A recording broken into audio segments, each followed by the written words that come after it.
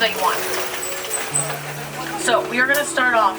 There are several animals that I already see that you guys might not see. So on the right, that's going to be an okapi. In the bushes right here on the right hand side, that's a bongo. And you're going to see a little bongo on the left. The bongos are well known as the ghosts of the forest and the reigning champions of hide and seek, since they blend in so well with the foliage and the trees and the bushes.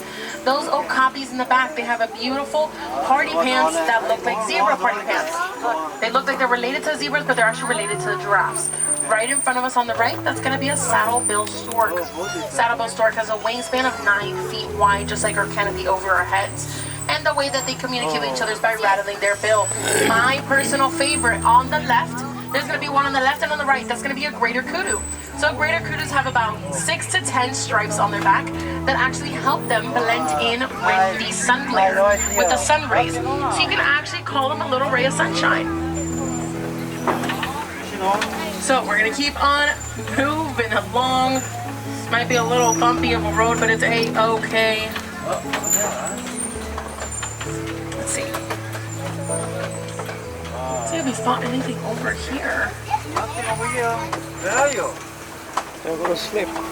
Keep in mind, most of the animals blend in so well.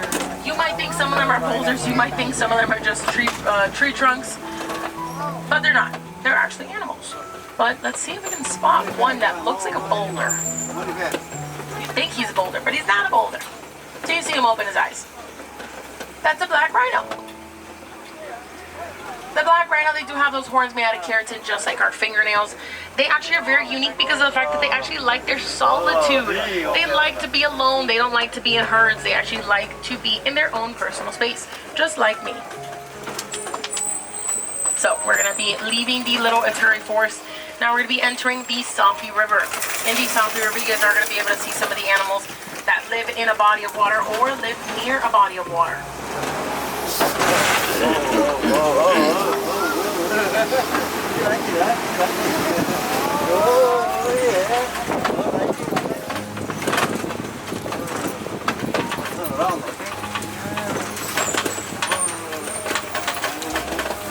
So now on the right hand side, we're going to be able to see the pink-back pelicans. Pink-back pelicans get their beautiful pink color during mating season. And when the male and the female are attempting at the nest, their eggs can actually incubate for up to 30 days. When they are in mating season, when they're in their mating season era, they are actually pink, that it almost looks like they're blushing. Right now, they're about whitish gray because they're not in mating season.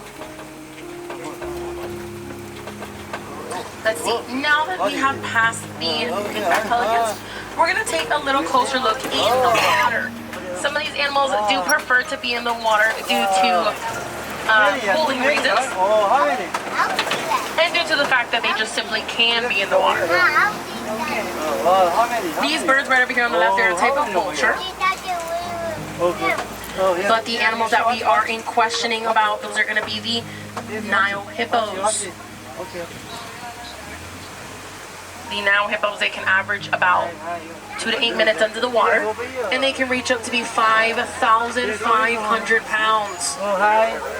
And a group of hippos are actually called a bloat, that they can consume about 85 pounds of food a day, which is crazy. Now, right behind this beautiful waterfall, we have actually discovered the Nile crocodiles.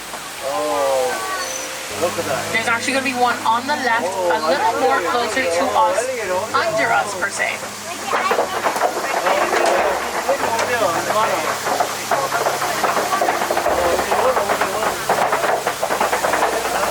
So these Nile crocodiles, they can average about 40 years of age, and they can reach up to be 16 to 18 feet long, and about 500 pounds.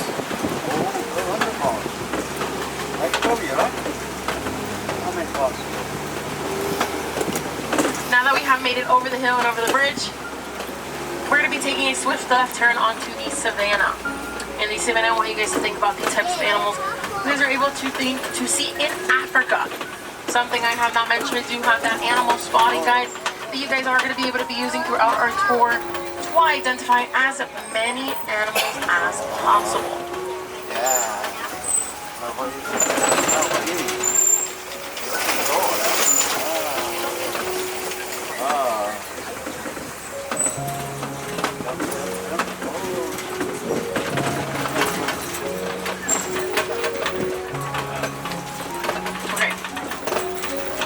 try and focus on the animals a little closer to us, since we are going to get the chance to see as many animals as possible, as close to us as possible, so do not worry.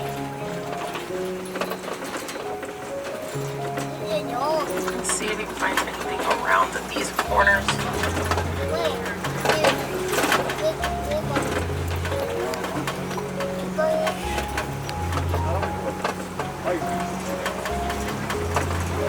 Let's see, on the left-hand side, see if there's anything over here.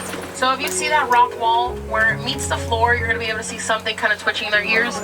That is the African painted dog. It might be a little hard to spot them since they're... Oh, I see them kind of moving around. African painted dogs, each and every one are very unique. Not one or the other are the same, so they have very unique stripes and spots to each other. They are not in the hyena family. They're actually in the canid family. They are the most cutest things in the whole wide world. I would love to scrunch them up and cuddle with them, but they are vicious, so we're not going to do that.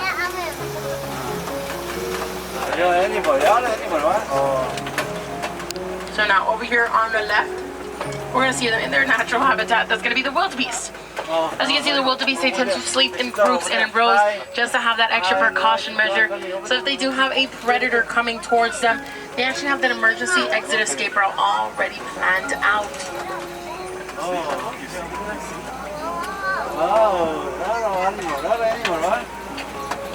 How many animals here? Those wildebeest also have more of like an oily skin that make their fur impermeable. What I mean by that is that it makes their fur like a rain jacket. So if they do get stuck under heavy rain, it doesn't really affect them as much since most of the water completely slides right off. Now up on that hill, some of you guys might have already noticed, that is one of the taller animals that live in the reserve. Those are going to be the Maasai giraffes. Right up there, we're going to see her a little clearer once we turn the corner. But the Maasai giraffes, obviously they're very long, very tall. They can average about 16 to 20 feet in height. It all depends on genetics. The ones that live here, they're about 16 feet tall. You can see them right over there on the left.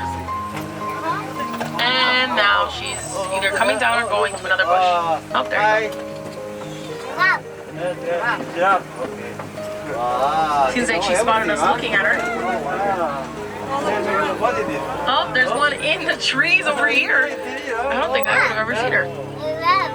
As you can see, they're very tall. A group of giraffes are actually called a tower, since they tower over everything and everyone. Those small little animals on the right-hand side, the one kind of walking all the way back there, those are called springbucks. They can spring up in the air 6 feet after being frequently startled and 13 feet forward. Where are you going? I'm guessing she wants to cross the road. There you go. She's going to be pretty close to that right-hand side. So you can see we're going to get really close. We're going to see those things protruding out of her head. Those are called icicles. You would have never thought you would have seen a giraffe that close in your life. Now we're going to see them using their prehensile tongue there that they actually share with the okapi, which was the first animal that we saw with the zebra party pants on. Let's see what else we can find. Keep on moving along.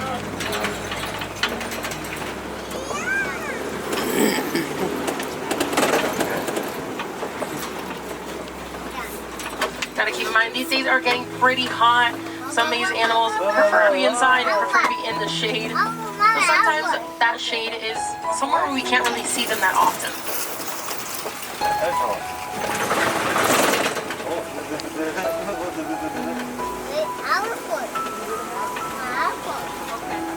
So let's see if we can find anything over here.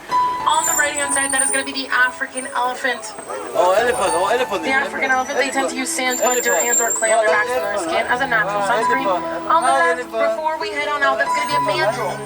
Mandrill, they are the largest monkeys in the world. But the male mandrill, he can actually reach up to be 100 pounds. The female mandrill seems to be a lot smaller, so she can only reach about 33% of his size and weight. So about a third of his size and weight. So, back to these African elephants, they tend to use their trunks for everything and anything that you can think of. From picking up food, picking up water, and breaking down trees. What I mean by, as you can see, she just threw sand on herself. just to use as that natural substitute that I told you guys about. See you later. But like I said, they tend to break down trees. They tend to try and clean a tree off their leaves as much as possible. Once they can't reach those leaves, they get a little frustrated. To clear their frustration and to ease their frustration, they actually break the tree down altogether.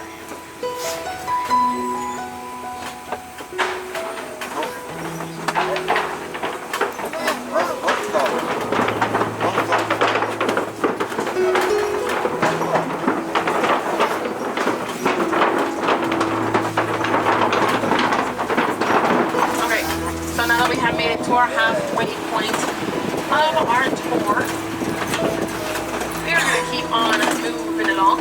We're going to try and see if we can find some more African elephants, maybe even some other animals that we haven't spoken about as well.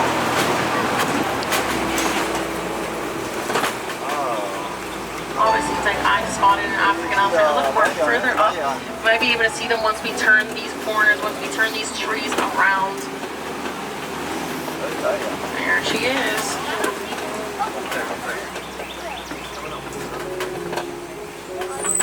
Like I said, these African elephants have amazing characteristics. Another great one is that they actually use their ears as an internal cooling system. What I mean by that is that they flap their ears. What that does is circulate blood from the tip of their ears to the tip of their toes, and that actually prevents them from overheating on extremely hot days in the reserve. We're going to see them a lot closer.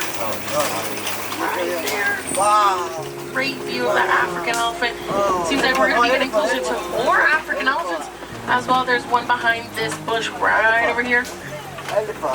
But there's also one kind of around the water that we're going to be able to spot them using their trunks. Those characteristics that I told you about. And you're probably looking around, you're probably seeing these trees that look a little odd. These trees are called baobab trees, and they hold a significant amount of water in their trunks. Then when it becomes a very dry and hot day, the animals tend to chew off a piece of their bark to get another source of water from the tree. See a great view of that African elephant right over there. Hi elephant. Hi elephant boys coming. Wow, you see the elephant? How many elephants do you see? Okay, so now we're going to be getting pretty close to the greater flamingos. The greater flamingos, they get their beautiful pink color from their nutrients, which is brine shrimp. And brine shrimp is actually what holds that protein that gives them that beautiful pink color, which is called beta-carotene.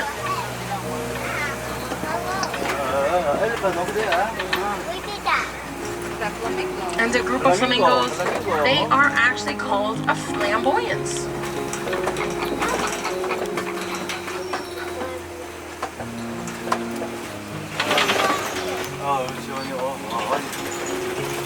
We're gonna see, I think, another African elephant right over here. We might not. Might be in between. Oh, they're right in between the bushes that we might not be able to spot them. It is a. We're gonna keep on moving along. Let's see what else we can find around these trees. Maybe something else laying in the shade. Something that we normally don't tend to see most of the time. These are gonna be white rhinos. White rhinos, they are significantly bigger than the black rhinos. They can weigh about 4,000 to 5,000 pounds. They have amazing hearing. They actually use their ears as sort of a locator because they got to make up for the fact that they have really bad eyesight. They have really blurry eyesight. In fact, that they can only see, still blurry, but they can only see about 6 feet in front of them. The rest is a goner.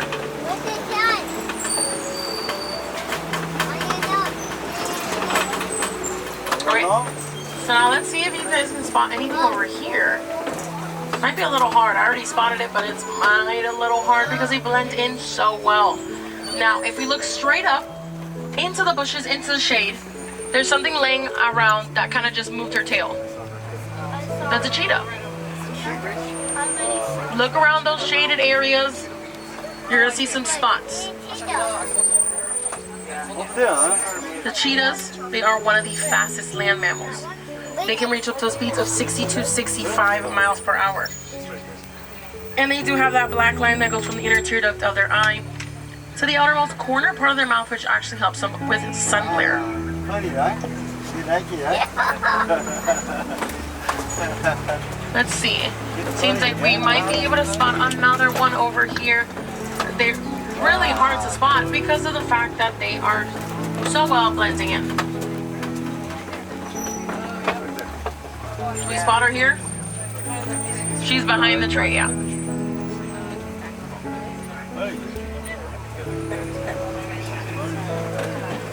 Okay, now we're gonna get a little close. Once we turn these corners, we're gonna get close to an ostrich on the left-hand side. We're going the opposite way of the ostrich, but we can still see her. They are the largest birds in the world. They have wings, but they do not know how to fly. Those wings are actually used to steer left and steer right when they're running. 뭐야 이거? 차주잖아. 와 비행이가. So now we're made it to Kobe Rocks.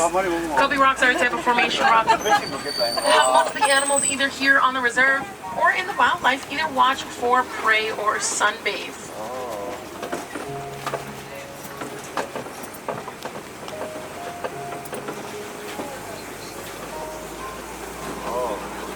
Let's see what else we can spot. We're going to be able to see a second look at some more white rhinos, as well as another ostrich. Don't worry, we're going to get a second look at those as well, so do not worry. Now we're going to keep on moving along. Let's see if there's anything on these Kobe rocks. If there isn't, it is A-okay. That means whatever is supposed to be here does not want to be seen today.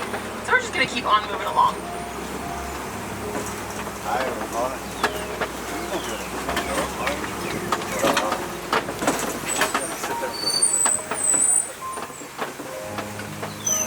Over here. So, like I said, we're going to keep on moving along. Other great facts about those white rhinos is that we looked a little closer.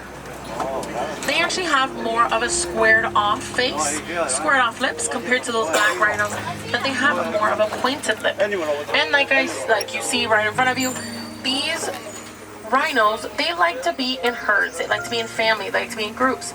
Compared to those black rhinos, like I said, they like to be in solitude.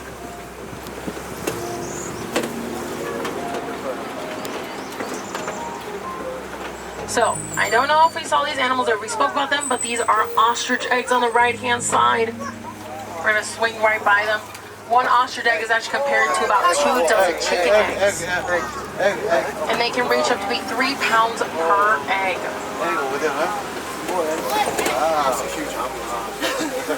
Yeah. One